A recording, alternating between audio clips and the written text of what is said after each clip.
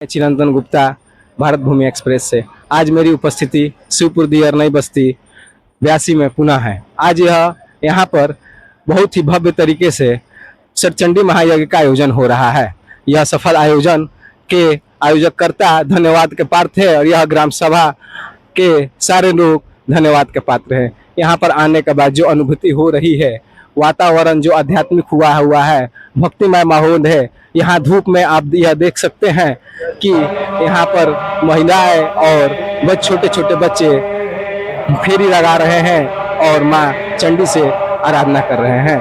आइए जानते हैं कि इस यज्ञ का उद्देश्य क्या है और इस यज्ञ का फल क्या मिलेगा। हम यज्ञाधीश शुक्ल यजुर्वेद स्वाहा कार्य यज्ञ के आज 8वां दिन है और पूरे ग्रामवासी एवं क्षेत्रवासियों में हर्षो उल्लास के साथ भव्यता के और भव्य से भव्य बनाया जा रहा है। कल 17 तारीख से लेकर के श्रीमद् भागवत कथा की आयोजन प्रतिदिन होती रहती है। आज श्रीमद् भागवत कथा की पूर्णाहुति है। तो इस आयोजन के करने के बाद आपको कैसा अनुभूति हुआ? क्या आपको ऐसा लगा कि माता का आशीर्वाद आप पर है? माता का हम पे नहीं, हमारे पूरे ग्राम पे, हमारे जो यज्ञशाला की भूमि है।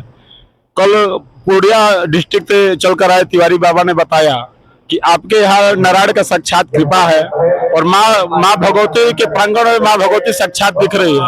इसलिए शाम को जो माहौल यहाँ पे उत्पन्न हो रहा है और जो भी हमारे भक्तगण हैं, श्रद्धालुगण हैं, जो उनको सत्य का अनुभूति हो रहा है। इतने धूप में इतने लोग परिक्रमा कर रहे हैं, आप देख सकते हैं।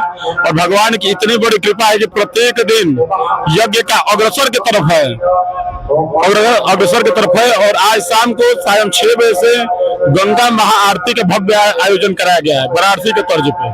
आज शाम को महाराज जी का कहना है कि आज शाम को बनारस घाट पे जिस तरह काशी में गंगा आरती किया जाता है, ठीक उसी प्रकार आज इस सारा के धरती पर, शिवपुर दियर नई बस्ती ब्यासी के धरती पर भव्य आरती का आयोजन किया जाएगा।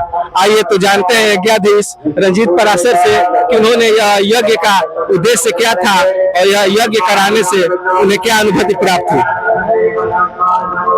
यज्ञ में जो यह यज्ञ हो रहा है, ये सतचंडी यज्ञ के साथ साथ यजुर्वेद के 40 अध्याय के मंत्रों के द्वारा पारायण और हवन के माध्यम से यह यज्ञ हो रहा है, जो अपने आप में ऐतिहासिक है। और कई यज्ञों में यज्ञ तो होते हैं, पर यह विशेष रूप से यजुर्वेद के संपूर्ण अध्यायों के पारायण के साथ हवन का भी कार्यक्रम इसमें रखा गया है। और साथ ही साथ परम्बा भगवती की प्रसन्नता के लिए सतचंडी यज्ञ का आयोजन किया गया है। इस यज्ञ में हर प्रकार के नियमों का यथा ज्ञान पूर्वक संपूर्ण ध्यान रखा गया है और सविधि इस यज्ञ को संपादित किया जा रहा है।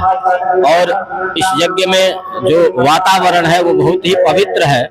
और नैमिषारण से पधारे हैं कथावाचक जी डॉक्टर ओंकार नारायण भारद्वाज जी, और आचार्यगण काशी से पधारे हुए हैं।